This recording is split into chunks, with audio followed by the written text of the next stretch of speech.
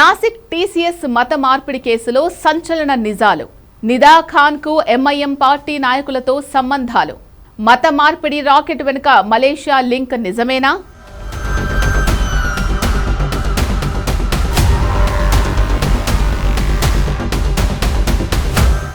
April 9వ తేదీన నాసిక్ పరిధిలోని పలు పోలీస్ స్టేషన్స్ లో తమపై లైంగిక వేధింపులకు పాల్పడుతున్నారని టీసీఎస్ ఉద్యోగులపై బాధిత యువతులు ఫిర్యాదులు చేశారు. యువతులతో పాటు తనను కూడా మానసికంగా వేధించారని, బలవంతంగా మాంసాహారం తినిపించేవారని, మతం మారాలంటూ బలవంతం చేశారని ఒక పురుష ఉద్యోగి కూడా ఫిర్యాదు చేశాడు. దర్యాప్తులో భాగంగా పోలీసులు 7 మహిళా పోలీసులను అండర్ కవర్ ఆపరేషన్లో భాగంగా ఆ సంస్థ ఆఫీసులోకి పంపారు. మీటింగ్ సమయంలో మహిళా టెకీలతో అసభ్యంగా ప్రవర్తిస్తున్న ఒక నిందితుడిని మహిళా పోలీస్ అధికారులు రెడ్ హ్యాండెడ్ గా పట్టుకున్నారు. బాధిత మహిళల ఫిర్యాదు మేరకు టీం లీడర్లు ఆసిఫ్ అన్సారీ, షఫీ షేక్, షారుఖ్ ఖురేషి, రజా మొమెన్, తౌసిఫ్ అత్తర్తో పాటు అశ్విన్ చైనానీలపై కేసు నమోదు చేశారు. అయితే ఈ గ్యాంగ్ కు మద్దతుగా నిలిచిన మహిళా హెచ్ఆర్ నిదా ఖాన్ ఎస్కేప్ అయింది. ఆమెను ఇటీవలే ఛత్రపతి సంభాజీ నగర్ లో అదుపులోకి తీసుకున్నారు. ఈ కేసు పొలిటికల్ టర్న్ తీసుకుంది ఈ అరెస్టు తర్వాతే. ఎందుకంటే నిదా ఖాన్ పట్టుబడింది ఎంఐఎం కార్పొరేటర్ ఇంట్లో.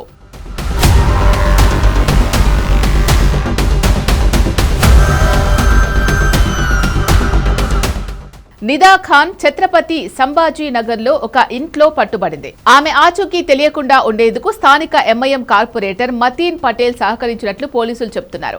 ఆమెకు ఆశ్రయం ఇచ్చిన ఇల్లు మతీన్ పటేల్ కు చెందిందని ముందుగా వార్తలొచ్చాయి. కానీ విచారణ తర్వాత దాని యజమానులు హనీఫ్ ఖాన్, సయ్యద్ సర్వార్ అని తేలింది. వీరిద్దరూ ఆ ఇంటిని 23 లక్షలకు కొనుగోలు చేశారు. నిదా ఖాన్ ఇక్కడే ఉంటుందని తమకు ఏమాత్రం తెలియదని ఇంటి యజమానులు వాదిస్తున్నారు. కొన్ని రోజుల పాటు తన ఇంట్లో అతిథులు ఉంటారని మతీన్ పటేల్ చెప్పాడని, అందుకే ఇంటిని అద్దెకిచ్చినట్లు చెప్తున్నారు. కట్ చేస్తే మున్సిపల్ కార్పొరేషన్ ఈ ఇంటికి నోటీసులు జారీ చేసింది. ఆ ఇంటిని అక్రమ నిర్మాణమని ప్రకటించి 3 రోజుల్లోగా కూల్చివేయాలని నోటీస్ జారీ చేసింది. ఆ తర్వాతే బీజేపీ నేతలు సీన్లోకి వచ్చారు. ఎంఐఎం రాజకీయ పార్టీ కాదు, ఉగ్రవాద సంస్థ అని నితీష్ రాణా ఆరోపించారు. ఓవైసీని ఒసామా బిన్ లాడెన్తో పోల్చారు. ఎంఐఎంను నిషేధించాలని డిమాండ్ చేశారు.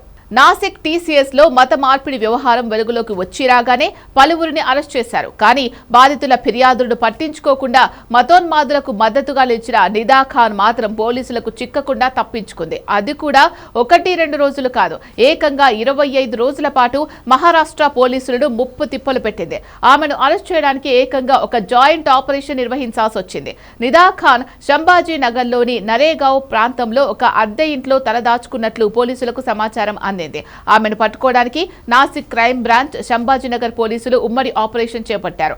ఆమెకు అనుమానం రాకుండా ఉండేందుకు సుమారు 20 మంది పోలీసులు సాదా దుస్తుల్లో ఆ ప్రాంతంలో నిఘా పెట్టారు. పోలీసులు సైరన్లున్న వాహనాలను వాడకుండా సాధారణ పౌరుల్లా ఉండి ఆమె కదలికలు గమనించారు. నిదా ఖాన్ హైకోర్టులో ముందస్తు బెయిల్ కోసం దరఖాస్తు చేసుకునేందుకు స్థానిక న్యాయవాదులను సంప్రదిస్తున్న సమయంలో పోలీసులు ఆమెను అకస్మాత్తుగా చుట్టుముట్టి అరెస్ట్ చేశారు. సాధారణ మహిళ ఇన్ని రోజులు పోలీసుల కంటికి చిక్కకుండా తప్పించుకోవడం అసాధ్యం.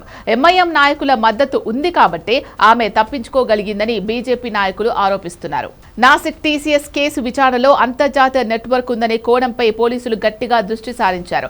విచారణలో నిందితులు బాధితులను బ్రెయిన్ వాష్ చేసి వారి పేర్లు మార్చి మలేషియాకు పంపడానికి ప్రణాళికలు రచించినట్లు ప్రాథమిక ఆధారాలు లభించాయి. మలేషియాకు చెందిన ఒక మత బోధకుడితో నిందితులకు వాట్సాప్ ద్వారా సంబంధాలు ఉన్నాయని, వీడియో కాల్స్ ద్వారా సంభాషణలు జరిగాయని పోలీసులు అనుమానిస్తున్నారు. నిందితులకు మలేగావ్లోని కొన్ని సంస్థలు, వ్యక్తులతో సంబంధం ఉందని, అక్కడి నుంచే ఆర్థిక సాయం లేదా ఇతర మద్దతు లభించి ఉండవచ్చని సెషన్స్ కోర్టులో ప్రాసిక్యూషన్ వాదించింది. ఈ మత మార్పిడి కార్యకలాపాల వెనుక విదేశీ నిధులేమైనా అందుతున్నాయా అనే కోణంలో పోలీసుల ప్రత్యేక విచారణ బృందం మనీ ట్రయల్స్ ను పరిశీలిస్తోంది. పోలీసులు నిందితుల ఫోన్లను స్వాధీనం చేసుకుని డిలీట్ చేసిన వాట్సాప్ చాట్లను రికవర్ చేసే పనిలో ఉన్నారు. వీటి ద్వారా ఈ నెట్వర్క్ ఎంత పెద్దదో, ఎక్కడెక్కడ విస్తరించి ఉందో మరిన్ని వివరాలు తెలిసే అవకాశం ఉంది.